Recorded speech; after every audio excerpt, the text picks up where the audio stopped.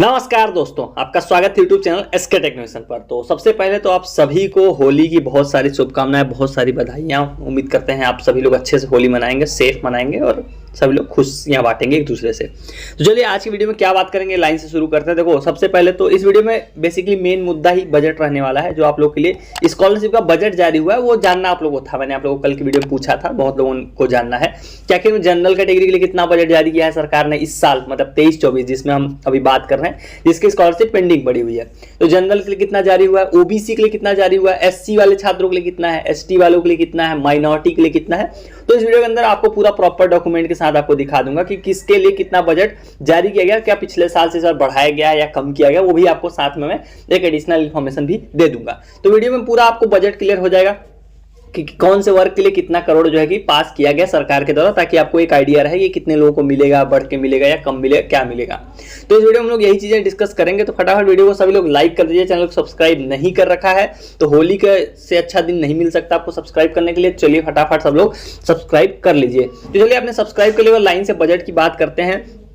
तो सबसे पहले तो हम एक चीज आपको यहां पर क्लियर कर देता हूं। अभी स्कॉलरशिप को लेकर बहुत बड़ा डाउट है। बहुत लोगों को लगता है कि सबकी स्कॉलरशिप आ गई, सिर्फ उनकी बच गई है, मतलब इसलिए उनको टेंशन हो रही है कि अब हमारी नहीं आएगी। इस तरह के आप लोग कमेंट में लगातार देख पा रहे हो, जिसमें ओबीसी हो गए, जनरल हो गए और माइनॉरिटी के छात्र हो गए। ये 3 वर्ग के छात्र आप में से काफी ज्यादा आप लोग मतलब परेशान हो, जिनका यही कमेंट आ रहा है कि अब लगता है नहीं आएगा ऐसा करके। तो ऐसा बिल्कुल भी नहीं है। क्यों नहीं आएगा, आप यहाँ पर देखो, आपके लिए ही मैंने ये पोल डाला था ताकि आपको चीजें क्लियर हो जाए। कल मैंने क्या डाला था, पोल डाला था अपने चैनल पर कि कितने लोगों का पैसा आ गया। देखो 8% लोग सिर्फ कह रहे हैं आ गया है। वोट देख सकते हो, 3,500 करीब वोट है और सिर्फ 8% लोग ने सिलेक्ट किया कि उनका आया। बाकी 92% लोग बोल रहे हैं उनका नहीं आया है। तो आप इससे अंदाजा लगा सकते हो अभी सिर्फ और सिर्फ कुछ SC ST छात्रों का पैसा है। बाकी जितने भी जनरल ओबीसी माइनॉरिटी के छात्र आप लोग हो, उनका पैसा आया ही नहीं है, अभी उनका पैसा रिलीज नहीं हुआ है।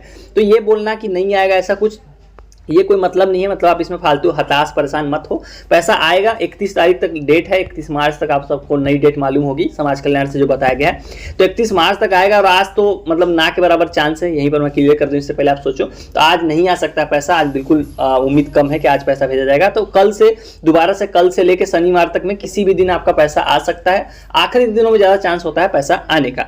तो ये तो कोई पहली चीज आप लोगों का कि ये वाला डाउट क्लियर होगा कि अभी चलो पैसा ही नहीं आया, तो चलो आपको थोड़ी सी रही, हाँ अभी किसी का नहीं आया। अब बात करते हैं बजट किसके लिए कितना जारी किया गया सरकार के द्वारा। तो ये जो डॉक्यूमेंट देख रहे हो क्या है, बजट का डॉक्यूमेंट है। जो यूपी गवर्नमेंट है उनका अपना बजट का डॉक्यूमेंट है। आपको मैं टॉप पर ले जाके दिखा देता हूं ताकि चीजें आपको क्लियर रहें।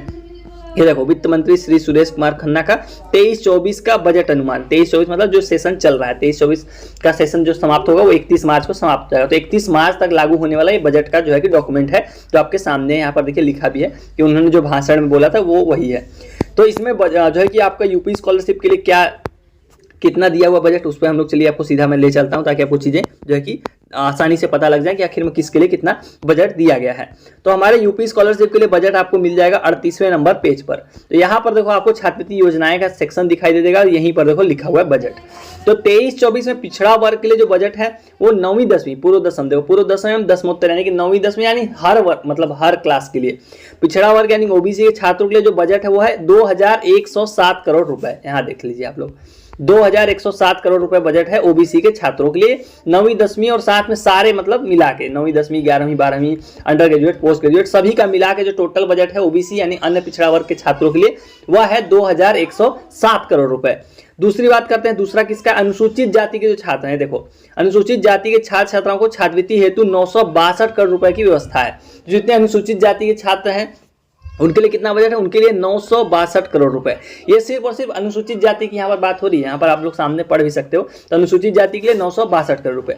तीसरा होता है हमारा जनरल कैटेगरी यानी कि सामान्य वर्ग, उनके लिए कितना बजट है, ये 23-24 की बात हो रही है। मैंने पिछली किसी वीडियो में 24-25 का बजट आप लोगों से डिस्कस कर दिया तो वो गलत था। 23-24 का बजट ये है जो आपके सामने है। 23-24 मतलब ये वाला सेशन जिसमें आप लोग की स्कॉलरशिप फंसी हुई है, जिनका अभी ऊपर आपको डॉक्यूमेंट में भी मैंने दिखाया, 23-24 के लिए है। सामान्य वर्ग के छात्र छात्राओं को छात्रवृत्ति प्रदान किए जाने हेतु 530 करोड़ रुपए की व्यवस्था है। मतलब जनरल कैटेगरी के जितने छात्र हैं उनके लिए सिर्फ और सिर्फ 530 करोड़ रुपए जो है कि सिर्फ जनरल कैटेगरी के लिए है। यही बात मैं आपको हर बाकी की वीडियो में बताता था कि अगर किसी और वर्ग का पैसा है तो आप लोग दूसरे वर्ग वाले छात्र परेशान होने लगते हैं कि मेरा पैसा नहीं आ रहा है। अब देखो आपको मैंने यहाँ दिखा दिया कि बजट सबके लिए अलग है, सबका विभाग भी अपना अपना अलग है। पिछड़ा वर्ग का अपना बजट है 2107 करोड़, अनुसूचित जाति का 962 करोड़ उनका अपना सेपरेट है, सामान्य वर्ग का 530 करोड़ अपना है। तो अगर मान लो अगर एससी वालों का पैसा आ रहा है तो उनके 962 करोड़ से आ रहा है, जनरल का आएगा तो उनके 530 करोड़ में से आएगा, ओबीसी का आएगा तो उनके 2107 करोड़ में से आएगा। तो सबका अपना अपना सेपरेट बजट है, किसी का पहले आ रहा है किसी का बाद में आएगा, इसका कोई टेंशन नहीं है। तो जनरल वर्ग वालों ने भी अपना देख लिया। और जनजाति वर्ग मतलब यहाँ देखो अनुसूचित जाति देख लिया, अनुसूचित जनजाति यानी कि एसटी वाले जितने भी हैं, ये एससी वाले थे, ये वाले एसटी वाले हैं। अनुसूचित देखो जनजाति के जो छात्र हैं उनका कितना है 34 करोड़ 50 लाख रुपए जो है कि एसटी वालों के लिए व्यवस्था है। तो ये देखो ये तो हो गया हमारे किसके किसके हो गए, ये हमने दिखा दिया आपको ओबीसी का, एससी कैटेगरी का, जनरल का और जो है कि एसटी कैटेगरी का। अभी एक और वर्ग बच गया वो माइनॉरिटी वाले सोच रहे होंगे कि उनका यहाँ पर नहीं है। तो यहाँ पर मैंने देखा आप लोगों के लिए जो है कि इसमें बजट का माइनॉरिटी वालों के लिए इस वाले डॉक्यूमेंट में नहीं मिला, तो मैंने न्यूज़ के थ्रू आप लोगों के लिए सर्च कर लिया। माइनॉरिटी वाले परेशान ना हो, उनका भी बजट मैं लेकर आया हूँ आप लोगों के लिए ताकि आपको भी क्लियर हो जाए। जो ये हिंदुस्तान का आर्टिकल मैंने एक ढूंढा उसमें लिखा हुआ था। तो जो माइनॉरिटी वाले यानी कि माइनॉरिटी यानी अल्पसंख्यक के जो छात्र हैं उनको 220 करोड़ का उनके लिए बजट पास किया गया है और इसमें कोई बढ़ोतरी या घटोतरी नहीं की गई। देखो लिखा है अल्पसंख्यक समुदाय के छात्र छात्रों को छात्रवृत्ति के लिए 220 करोड़ रुपए की व्यवस्था प्रस्तावित की गई। इस मद में कोई बढ़ोतरी नहीं की गई है, मतलब ये 22-23 में 220 था और 23-24 में सेम रहने वाला है। तो इसमें कोई चेंज नहीं किया गया। वहीं जनरल ओबीसी के जो वर्ग है जनरल और ओबीसी उनके लिए थोड़ा थोड़ा बजट बढ़ा हुआ है। तो इस बार 50 लाख की जगह 56 लाख लोगों को छात्रवृत्ति मिलेगा, ऐसा मैंने एक आर्टिकल पढ़ा था। तो ये था आप लोगों का पूरा बजट जो आप लोगों के लिए था, मतलब किसके लिए कितना था मैंने दिखा दिया। ये डॉक्यूमेंट भी आपको मैं डाल दूंगा टेलीग्राम चैनल पर शाम तक या जब भी मुझे टाइम मिलता है, इस वीडियो के बाद डाल दूंगा। तो टेलीग्राम चैनल से जुड़ जाना, वहां पर आप डॉक्यूमेंट ये वाला पढ़ सकते हो। 38 नंबर पेज चले जाना और आपको ऑफिशियली ये वाला जो है कि आपको पूरा बजट देखने को मिल जाएगा कि किस वर्ग के लिए कितना है। अभी आप लोग जैसे मान लो छात्रवृत्ति का पैसा देखो आने वाला है, आप सभी को अपना जो है कि एनपीसीआई आपका ओके होना चाहिए, डीबीटी ओके होनी चाहिए, जो बार बार बोलता हूँ। आप ये सब चेक कर सकते हो सरकारी अपडेट से, हालांकि आप लोग को ऑलरेडी मालूम है, फिर भी मैं आपको एक बार बता दे रहा हूँ आखिरी में फिर से। यूपी स्कॉलरशिप का ये वाला पेज आपको खोल लेना है, सरकारी अपडेट वाला जो यहाँ पर होता है। नीचे चले जाना, आपको यहाँ पर देखो सारी मिल जाएगी लिंक। स्टेटस भी कल आपको मैंने बोला था कि सभी को चेक कर लेना है, कहीं आपका फंड अवेलेबिलिटी वाला आ नहीं रहा है तो वो एडिटेड ही निकला। आप में से बाद में किसी ने कंफर्म भी कर दिया कि वो एडिट किया गया था। तो फंड अवेलेबिलिटी वाला अभी तक आपको स्टेटस नहीं देखने को मिलेगा, चेक कर सकते हैं आप लोग यहाँ से स्टेटस इस पेज से। लेकिन जो मेन काम की चीज़ है वो है एनपीसीआई मैपिंग। यहाँ से सभी को देख लेनी है आपकी एनपीसीआई मैपिंग क्या होनी चाहिए, एक्टिव होना चाहिए उसमें सब कुछ, और बैंक आपका परफेक्ट होना चाहिए, मतलब उसमें कोई लिमिट नहीं लगी होनी चाहिए और एक्टिव होना चाहिए, डीबीटी इनेबल होनी चाहिए। तो यहाँ से डायरेक्ट आप ऑनलाइन चेक कर सकते हो, इसमें बैंक जाने की जरूरत नहीं है। आधार शेडिंग का ये वाला ऑप्शन देख सकते हो आप लोग क्लिक हियर करके, तो इसको ओपन करके आधार नंबर डाल के अपना एनपीसीआई आप लोग देख सकते हो।